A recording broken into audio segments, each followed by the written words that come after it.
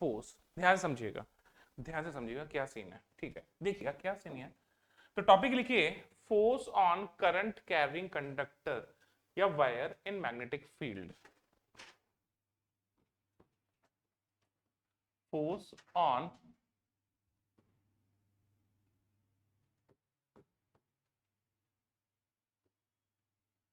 Current carrying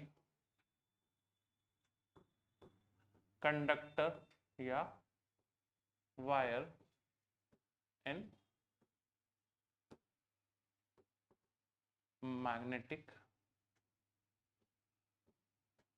field, ठीक है, ध्यान से समझिएगा। Force on current carrying conductor wire in magnetic field, देखिए सुनिए, ये एक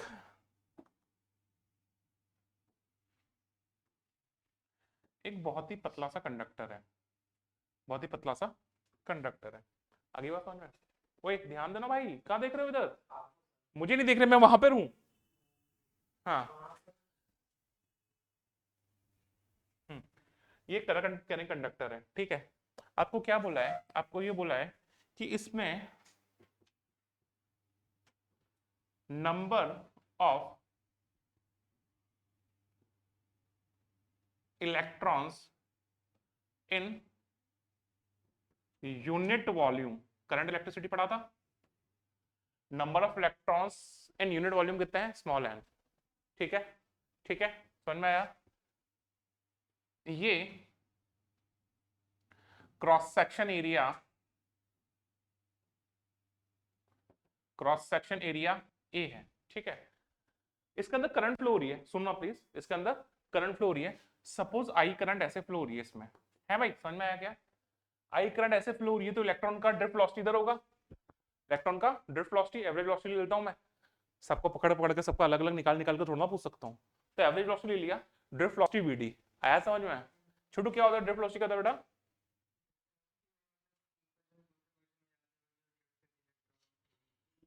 एक पॉइंट से दूसरे पॉइंट तक जाते हैं जो ड्रिफ्ट करते हैं, तो वो वेलोसिटी।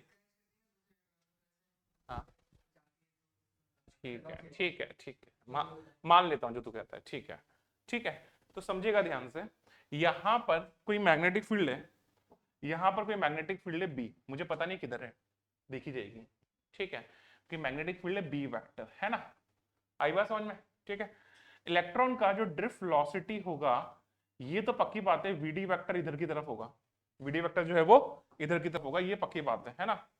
आगे समझिए, मैंने यहाँ पे एक छोटा सा, ये यहाँ पे एक छोटा सा सपोज डीएल एलिमेंट ले लिया, यहाँ पे छोटा सा मैंने डीएल एलिमेंट ले लिया, करंट इस डीएल को पास करती हुई आ रही है, करंट करंट इस डीएल को पास कर रही है। इस डीएल में कितना चार्ज है? हाँ, अरे कंडक्टर है, तो ये जो डीएल लेंथ है इस पे कोई ना कोई चार्ज तो होगा।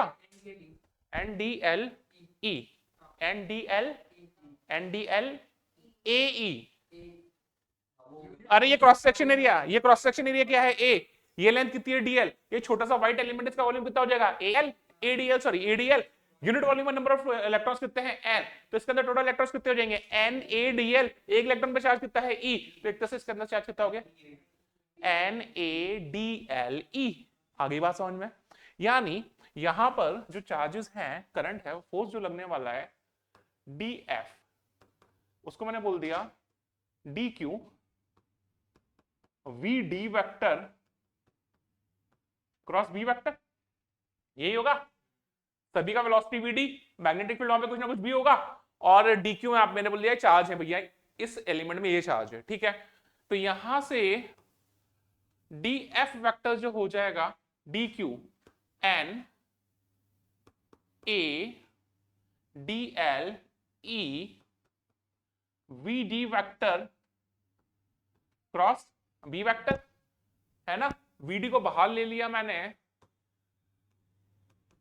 तो ये हो जाएगा एन ई ए, वीडी को बाहर ले लिया और डीएल को अंदर ले गया, D L vector cross B vector. NEBD क्या होता था करंट इलेक्ट्रिसिटी में? आई आई आई, तो जो डी एफ वेक्टर हो जाएगा वो हो जाएगा I DL vector cross B vector, क्या हो जाएगा? I DL vector cross B vector. आगे बात समझ में, आगे बात समझ में। अगर मैग्नेटिक फील्ड कांस्टेंट है, if magnetic field is constant, तो इंटीग्रेशन कर दूं दोनों तरफ, तो D F vector is equal to integration of I D L vector cross B vector. तो जो एफ वेक्टर हो जाएगा वो हो जाएगा I integration of DL vector cross B vector. Constant है, बाहर आ जाएगा। डीएल वेक्टर, ये इंपॉर्टेंट चीज है, डीएल वेक्टर ये इंपॉर्टेंट चीज है। यानी डीएल वेक्टर क्या होगा, सपोज अगर कोई वायर ऐसा है, स्ट्रेट लाइन है, आगे बात समझ में।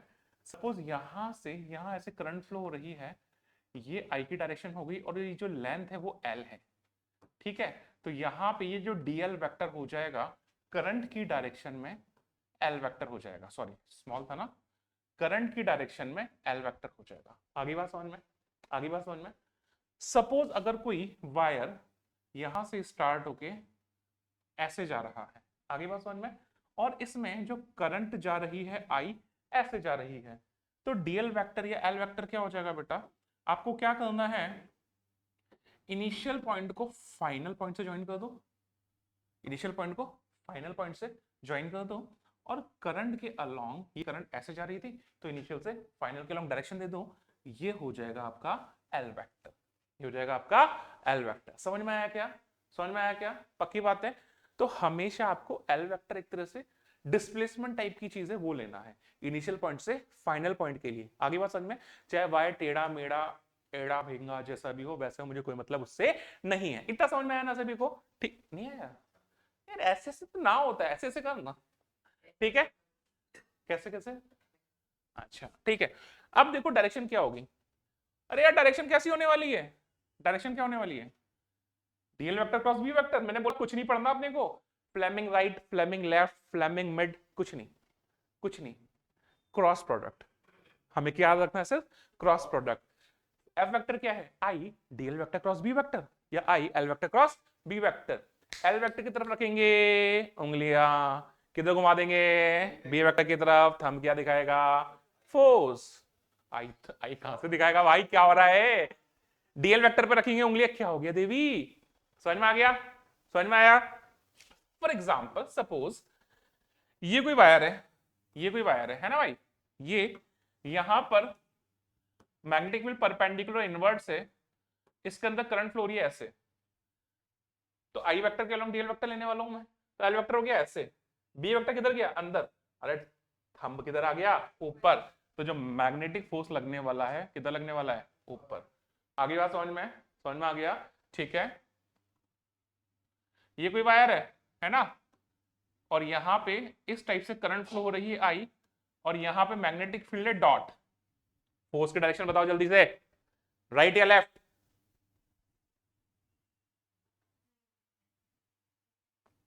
इधर या उधर, लेफ्ट। देखो एल वेक्टर कैसे होगा, एल वेक्टर कैसे होने वाला है, ये हो गया एल वेक्टर नीचे की तरफ, आगे बात समझ में, ये हो गया आपका एल वेक्टर, ठीक है। क्या एल वेक्टर नीचे, बी वेक्टर किधर आ रहा है बाहर, थंब किधर जा रहा है उधर, एल वेक्टर कैसे नीचे, थंब बाहर, बी वेक्टर किधर गया, फोर्स किधर गया। बड़ी हंसी आ रही है तेरे को, एग्जाम में जब डायरेक्शन से सवाल गलत होंगे ना तब भी हंसना बैठ के भाई, आगे बात समझ में। तो यहां पर फोर्स किधर लग गया, मैग्नेटिक फोर्स किधर लग गया, एफ वेक्टर इधर की तरफ। आ गया समझ में, अच्छे से समझ में आया सभी को। तो मैंने हमेशा बोला है कि बेसिक कॉन्सेप्ट पकड़ के चलेंगे, 10 रूल याद नहीं करेंगे, 10 रूल याद करेंगे कंफ्यूज होंगे। क्रॉस प्रोडक्ट है, आंसर निकालो फटाफट, आया समझ में, जल्दी से उतारो सारा का सारा। देखिए आपके सामने दो सवाल है, ध्यान दीजिए बेटा। एक इनफाइनाइट वायर है जिसमें करंट I1 फ्लो हो रही है, उसके पैरेलल एक दूसरा छोटा सा वायर रखा है जिसका लेंथ L है, वो उससे A डिस्टेंस पे रखा है, दोनों पैरेलल हैं, ठीक है, उसके अंदर करंट फ्लो हो रही है I2। आपको इस येलो वायर सेकंड वायर पे फर्स्ट वायर की वजह से मैग्नेटिक फील्ड फाइंड करना है। तो सबसे पहले देखिए क्या हो रहा है, फर्स्ट वाले वायर में करंट ऐसे है, तो यहां पर मैग्नेटिक फील्ड जो जाएगा वो अंदर जाएगा, तो यहां पर ये मैग्नेटिक फील्ड हो जाएगा B1, यहाँ पे जो मैग्नेटिक फील्ड हो जाएगा B1। स्ट्रेट वायर के जो मैग्नेटिक फील्ड होता है इनफाइनाइट कैसे होता है, mu naught I/2 pi A। इस वायर की हर एक लेंथ ए डिस्टेंस पर यानी हर पॉइंट पर कांस्टेंट मैग्नेटिक फील्ड होने वाला है, तो उस पर जो F2 लगेगा, F2 वो लगेगा I2 L vector cross B vector, I2 L vector cross B vector, पक्की बात है। यानी F21 force on 2 due to 1 वो कितना लगेगा, I2 L B, उस पॉइंट पर जो मैग्नेटिक फील्ड होगा वो होगा mu naught I1 upon 2 pi A sine of 90। क्यों, मैग्नेटिक फील्ड अंदर है और L वेक्टर डीएल वेक्टर ऊपर है, आगे बात समझ में। तो एंगल कितना हो गया 90, फोर्स का डायरेक्शन क्या हो गया, इस पे L वेक्टर ऐसे B वेक्टर ऐसे, तो जो फोर्स का डायरेक्शन हो जाएगा वो इधर की तरफ हो जाएगा F21, आगे बात समझ में। तो जो आंसर आ गया है F21 वो हो जाएगा mu naught I1 I2 L upon 2 pi A। आगे क्या बात समझ में, आगे क्या बात समझ में, बहुत बढ़िया बहुत बढ़िया, समझ में आ रहा है। अगर इसकी जगह इनफाइनाइट वायर होता तो उसकी यूनिट लेंथ पे कितना लगता, F21 अपॉन L, बेटा एक चीज कॉन्सेप्ट समझ लो, mu naught I1 I2 upon, यही होता, इसकी यूनिट लेंथ पे ये लग रहा है इनफाइनाइट वायर होता, उसकी यूनिट लेंथ पे भी कितना लगता, mu naught I1 I2 upon 2 पाई, F अपॉन L क्या हो गया, force per unit length, force per unit length. और यहीं से हम लोग 1 एम्पियर डिफाइन करते हैं, यहीं से हम लोग 1 एम्पियर डिफाइन करते हैं, समझिएगा। 1 एम्पियर कैसे डिफाइन करने वाले हैं, अगर यहां पर सुनना बेटा I1 I2 1 एम्पियर है, कितना है I1 I2 कितना है 1 एम्पियर है ना बेटा, पक्की बात है।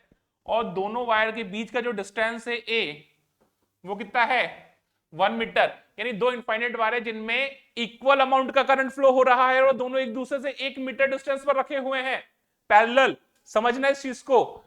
तो F21 अपॉन L जो होगा 4 pi into 10⁻⁻7 into 1 into 1 upon 2 pi into 1, सही लिखा क्या, सही लिख दिया क्या। तो यहां से बहुत सी कितना हो गया 2 इंटू 10⁻⁻7 न्यूटन, समझ में आया।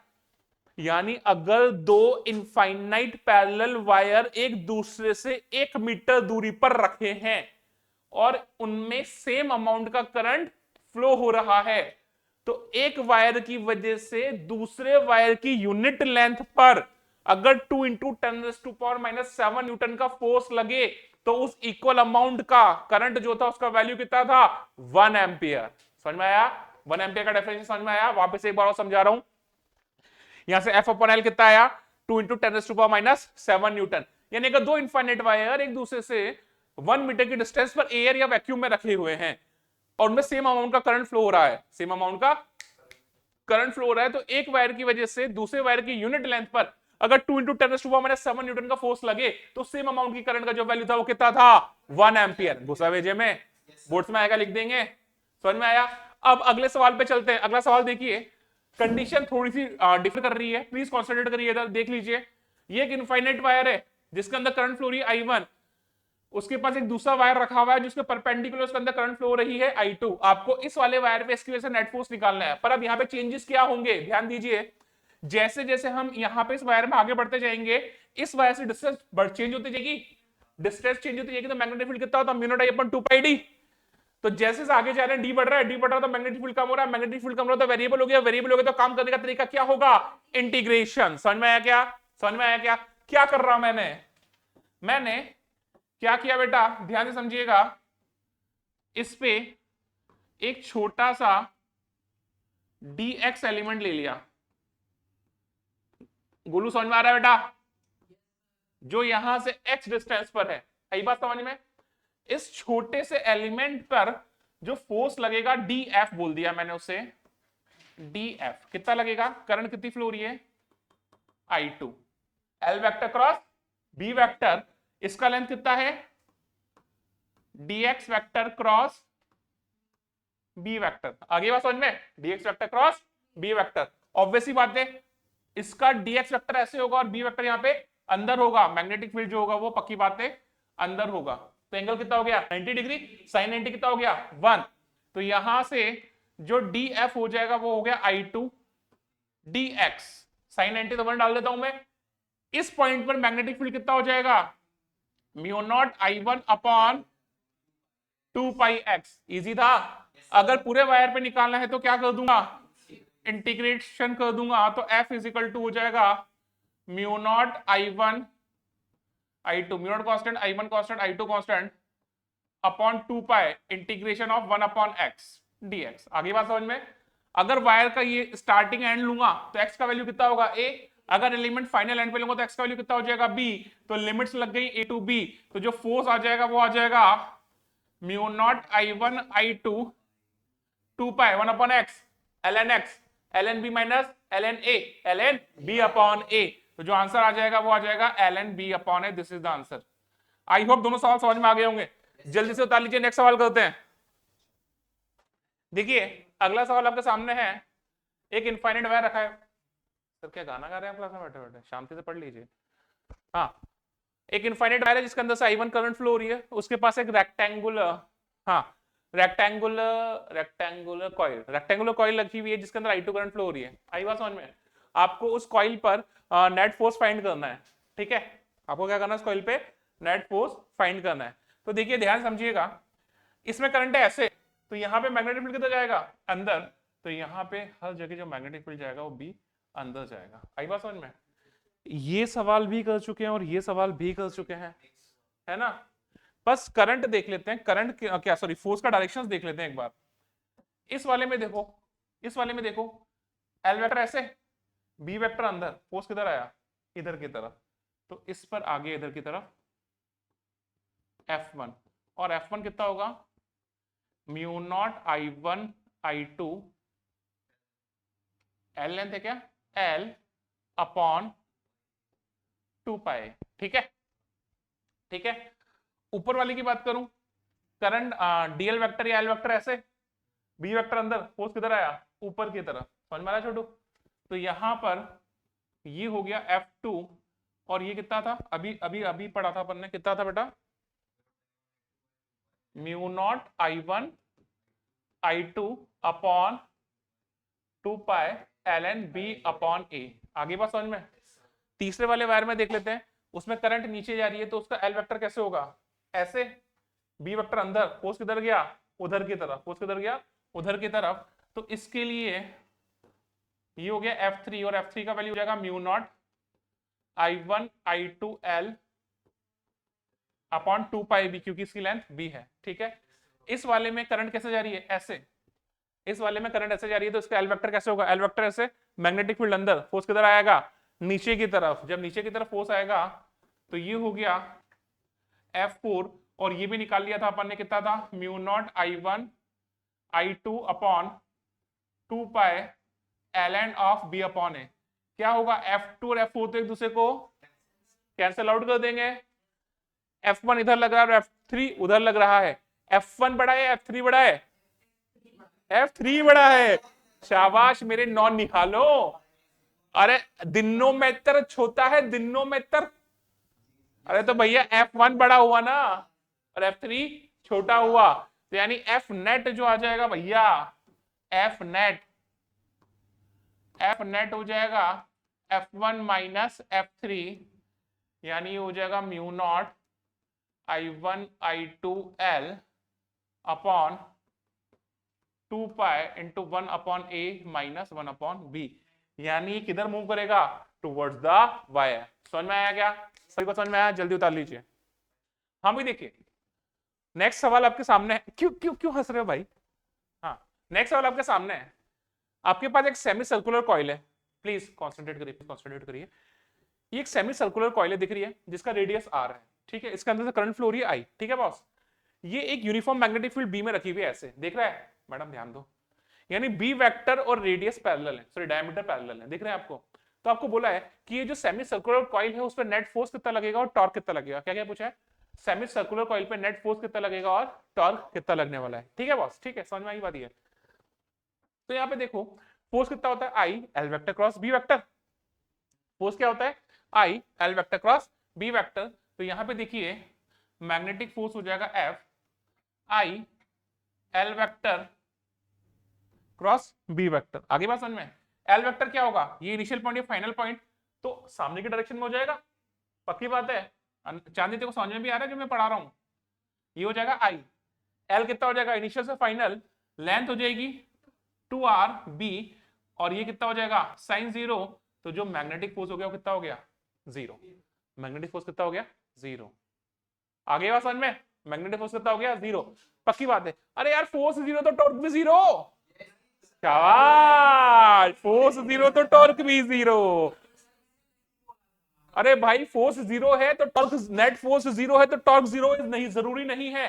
हो सकता है दो फोर्स लग रहा हो, इक्वल एंड अपोजिट हो, दोनों का line of action same direction में ना हो, सेम पॉइंट से पास नहीं हो रहा हो, तब जो दोनों का line of action same point से पास नहीं हो रहा, तो वो क्या बुलाते हैं वहां पे? फोर्स कपल बोलते हैं।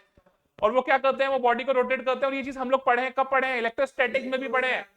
इलेक्ट्रोस्टैटिक्स में पढ़े थे हम लोगों ने, डाइपोल पे जो टॉर्क निकाला था, फोर्स लगा था क्यूई क्यूई, दोनों क्यूई की फोर्स लगे थे, नेट फोर्स कितना होता? 0 पर टॉर्क जनरेट होता, पी क्रॉस ई हुआ था ना। तो वहां पर क्या हुआ था? ट्रांसलेशन मोशन नहीं हुआ था, सिर्फ रोटेशन मोशन हुआ था, क्योंकि नेट फोर्स 0 था पर टॉर्क 0 नहीं हुआ था। तो बॉस ऐसा यहाँ पे भी तो हो सकता है ना। आई बात समझ में? तो बॉडी पर सर्कुलर लूप पर नेट फोर्स तो 0 है पर टॉर्क निकाल लेते हैं। समझ में आ रहा है मैडम? क्या नहीं आया बोल? मना क्या कर रही है ऐसे कर करके? ध्यान दीजिए इधर, ध्यान दीजिए। मैंने क्या किया? अरे यार ये नहीं चाहिए मुझे, मुझे ये चाहिए ही नहीं, मुझे ये चाहिए। क्या है, क्यों हंस रहे हो तुम? यार ये मत पूछो मुझसे कि क्या चाहिए। जो मुझे चाहिए वो मुझे मिलता नहीं, जो मुझे मिलता है मुझे चाहिए नहीं। समझ रहे हो? अब ये बात की बात है, वीडियो के बाद बात करेंगे इस टॉपिक पे। समझिए क्या किया मैंने, समझिए मैंने क्या किया है, प्लीज देख। क्यों हंस रही है भाई, ध्यान देना है तो। अच्छा मैं कुछ बोल दिया क्या ऐसा कि हंसी चल रही तुम लोग को? देखो मैंने क्या किया, प्लीज कॉन्सेंट्रेट करिए, प्लीज प्लीज प्लीज प्लीज। एक सर्कुलर ज्योमेट्री पे क्या करते हैं हमेशा? आर्क ही तो लेते आए हैं हमेशा, आर्क लेते आए हैं। ठीक है, दिखा क्या हुआ यहां पे? मैंने थीटा एंगल पे डी थीटा आर्क ले लिया उधर भी, और इधर भी थीटा एंगल पर डी थीटा आर्क ले लिया। समझना समझना, हम लोग को पता है angle is equal to arc upon radius. ये आर्क हो गया सपोज डीएल, ठीक है। एंगल कितना है, रेडियस कितना है आर, और एंगल कितना है डी थीटा, ठीक है। तो अगर इस आर्क की डायरेक्शन में लूं, यानी डीएल वेक्टर में लूं, तो डीएल वेक्टर किधर होगा? टेंजेंट के अलोंग होगा क्या? डीएल वेक्टर किधर होगा? टेंजेंट के अलोंग होगा। तो बॉस देखो डीएल वेक्टर कैसे होने वाला है, ध्यान दीजिएगा प्लीज। डीएल वेक्टर जो होने वाला है ये रहा, ये ले लेते हैं, हाँ। यहां पे डीएल वेक्टर ऐसे होगा टेंजेंट के अलोंग, समझ में आया? और यहां पर डीएल वेक्टर जो होगा वो ऐसे टेंजेंट के अलोंग, समझ में आया क्या? करंट ऐसे चली थी तो यहां पे डीएल वेक्टर ऐसे और यहां पे डीएल वेक्टर ऐसे, तो ये हो जाएगा डीएल वेक्टर और यहां पे ये हो जाएगा डीएल वेक्टर। दोनों जगह पे मैग्नेटिक फील्ड का बात कर लूं? अरे भाई मैग्नेटिक फील्ड देखो, यहां पर मैग्नेटिक फील्ड ऐसे है और यहां पर मैग्नेटिक फील्ड ऐसे है। ओके भाई, मैग्नेटिक फील्ड तो ऐसे रहने वाला है, ये हो जाएगा बी वेक्टर और ये हो जाएगा बी वेक्टर। आगे बात समझ में? समझ में आया? अब देखो इस क्वार्टर पार्ट की बात करूं और इस क्वार्टर पार्ट की बात करूं, प्लीज कॉन्सेंट्रेट करिएगा, प्लीज कॉन्सेंट्रेट करिएगा। अच्छा सवाल है, छोड़ दीजिए लिखना, ध्यान दीजिए।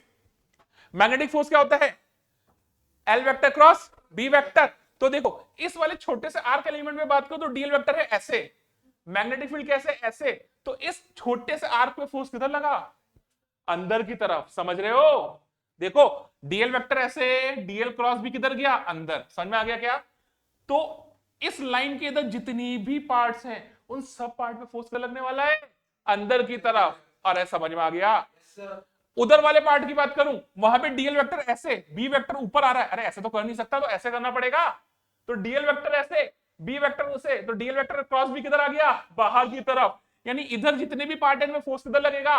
बाहर। तो भैया जो है वो ऐसे घूमना स्टार्ट कर देगा। ये कॉन्सेप्ट क्लियर है क्या?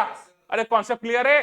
तो यानी इस क्वार्टर सर्किल में हर जगह फोर्स अंदर लग रहा है और उस क्वार्टर सर्किल में हर जगह फोर्स बाहर लग रहा है। क्या कॉन्सेप्ट क्लियर है अच्छे से? चलिए देख लेते हैं अब फोर्स किधर लगा। तो यहां पर इस पॉइंट पर फोर्स जो लगेगा वो बाहर की तरफ लगेगा। समझ में आया? बाहर की तरफ लगेगा। 2 मिनट रुक जाओ अब। सॉरी बाहर की तरफ, सॉरी क्रॉस, अंदर की तरफ। इसमें जो फोर्स लगेगा वो अंदर की तरफ लगेगा। समझना, ध्यान से समझना। देखिए ये थीटा दिख रहा है बेटा, तो ये वाला थीटा होगा, ये वाला थीटा, तो ये 90 माइनस थीटा। समझ में आ गया क्या? समझ में आ गया? अरे ये थीटा तो अल्टरनेट एंगल, ये थीटा, ये 90 होगा तो ये 90 माइनस थीटा। आगे बात समझ में? ठीक है। अब देखिए यहां पर देख लीजिए, एज इट इज देख लेते हैं। ये थीटा दिख रहा है मेरे को, ये थीटा दिख रहा है, समझिएगा आगे। तो यहां पर ये थीटा होगा, इसका एंगल एक बार देख लेते हैं। हाँ यहाँ पे ऐसे लाइन डाल लो, एक काम करो, ऐसे लाइन डाल लो। ये थीटा, ये 90, ये 90 minus theta, radius tangent total 90, तो ये 90 माइनस थीटा, ये थीटा, तो ये अगेन 90 माइनस थीटा। आगे बात समझ में? तो जो फोर्स लगेगा, फोर्स में डीएल वेक्टर और बी वेक्टर के बीच का एंगल कितना है? 90 माइनस थीटा। तो जो फोर्स लगने वाला है, फोर्स डीएफ कितना होता है? I DL vector cross B vector. समझ में आ रहा है बेटा? तो यानी यहां से जो डी एफ हो जाएगा वो हो जाएगा आई। अरे डीएल कितना था यारों? आर डी थीटा था क्या? बी कितना था? बी बी था। ए क्रॉस बी कितना होता है? A B sine theta. तो यहां पे sine of 90 minus theta, sine of 90 minus theta कितना हो जाएगा? Cos theta. तो ये हो जाएगा B I R cos theta D theta. आगे बात समझ में? ये हो गया फोर्स, ये हो गया फोर्स। टॉर्क कितना होता है? Force into perpendicular distance of the line of action of force from the axis of rotation. जल्दी हो गया। Force into perpendicular distance on the line of action of force from the axis of rotation. Perpendicular जिसको हम लोग क्या बोलते हैं? Arm length. अब समझना यहां पर फोर्स कैसे है? ऐसे। फोर्स कैसे है? ऐसे। ये जो वाई एक्सिस है इसके अबाउट बॉडी रोटेट करेगी, यानी ये हो जाएगा एक्सिस ऑफ रोटेशन, ये हो जाएगा एक्सिस ऑफ रोटेशन। ये रहा फोर्स, ये रहा फोर्स, दिख रहा है क्या? ये रहा फोर्स, फोर्स जो जा रहा है वो अंदर की तरफ जा रहा है, ये एक्सिस ऑफ रोटेशन है। फोर्स की लाइन ऑफ एक्शन पर एक्सिस ऑफ रोटेशन से परपेंडिकुलर डिस्टेंस कितनी हो जाएगी? ये। आगे बात समझ में? ये है आर, तो ये कितना हो जाएगा? R cos theta. कितना हो जाएगा? R cos theta. अरे समझ में आ गया क्या? समझ में आ गया क्या? देख लो वापस से। फोर्स लग रहा है ऐसे, ये एक्सिस ऑफ रोटेशन हो गया। फोर्स की लाइन ऑफ एक्शन पर एक्सिस ऑफ रोटेशन से परपेंडिकुलर डिस्टेंस ये वाली हो जाएगी, ये आर है, तो ये कितना हो जाएगा? R cos theta. तो यानी टाउ जो हो जाएगा, डी टाउ में बोल देता हूं, डी टाउ हो जाएगा फोर्स, यानी D F into R cos theta. ये इसका हो जाएगा और इसका भी सेम होगा, ये अंदर जा रहा होगा और इसका फोर्स बाहर आ रहा होगा, तो दोनों टॉर्क बॉडी को एक ही साइड में घुमा रहे हैं। समझ में आया? इस वाले एलिमेंट पे टॉर्क ऐसे लग रहा है, अंदर घुमा रहा है, उस वाले एलिमेंट पे बाहर ला रहा है, तो दोनों ही बॉडी को एक ही डायरेक्शन में घुमा रहे हैं। तो दोनों की वजह से जो नेट टॉर्क हो जाएगा, D tau net is equal to 2 times of D F into R cos theta. अरे समझ में आ गया क्या बच्चों? तो यहां से दोनों एलिमेंट की वजह से आ गया डी टॉनेट 2 times of D F. D F कितना था? B I R. कितना था? B I R cos theta, B I R cos theta D theta, और ये R cos theta as it is. समझ में आ गया क्या? समझ में आया? तो यहां से डी टॉनेट आ जाएगा, कितना हो जाएगा? 2 times of B I R square, B I R square, B I R square cos square theta D theta. आगे बात समझ में? ओवरऑल टॉर्क चाहिए तो मेरे को क्या कर दूंगा? इंटीग्रेट कर दूंगा। दोनों तरफ एलिमेंट लिए तो लिमिट कहां से कहां लगेगी? 0 टू पाई बाय 2। कहां से कहां लगेगी? 0 टू पाई बाय 2। देखो 0 पे ये करते करते करते करते करते करते यहां तक दोनों तरफ एलिमेंट लिए ना, तो कितनी लगेगी? 0 टू पाई बाय 2। तो लिमिट्स लग गई 0 से पाई बाय 2। अरे आ गया समझ में? तो यहां से ध्यान दीजिएगा, टाउ नेट जो आ जाएगा वो आ जाएगा 2 times of B I R square. अरे रे कॉस स्क्वायर थीटा कैसे करूं? 1 minus cos Q theta upon 2 तो साइन स्क्वायर थीटा होता है शायद। 1 प्लस कॉस 2 थीटा अपन 2 होगा या 1 माइनस कॉस 2 थीटा अपन 2 होगा? प्लस आएगा ना? अरे प्लस आएगा पक्का ना? ठीक है, तो यहां पे integration of 1 plus cos 2 theta upon 2 और ये D theta as it is. ठीक है, समझ में आ गया? चलिए, ये गया tau net B I R square. ठीक है, ठीक है। हाँ, 1 का इंटीग्रेशन, लिमिट्स कितनी थी भाई बताते क्यों नहीं हो? 0 टू पाई बाय 2। 1 का इंटीग्रेशन कितना हो गया? डी थीटा था, थीटा पाई बाय 2 माइनस 0 कितना हो गया? Pi by 2 plus cos 2 theta का कितना होगा? Sine 2 theta by 2। अलग करके निकाल के रख लेते हैं फटाफट। साइन 2 थीटा बाय 2 लिमिट्स 0 से पाई बाय 2। आगे बात समझ में? 1 बाय 2 कितना हो जाएगा? पाई बाय 2 यानी साइन पाई, है ना भाई? Sine pi minus sine 0। Sine pi कितना होता है? 0 माइनस 0 छोटा 0, छोटा 0 मल्टीप्लाइड बाय समथिंग बड़ा 0, बड़ा 0। ठीक है, समझ में आया? तो यहां पर ये हो गया 0, तो यहां से जो टॉन नेट आ गया है वो आ गया है B I R square pi by 2। कितना आ गया? B I R square pi by 2। सही है, समझ में आया क्या? काफी है, अच्छे से समझ में आया। नेक्स्ट क्लास में और अच्छे सवाल करेंगे, मिलते हैं अगली क्लास में।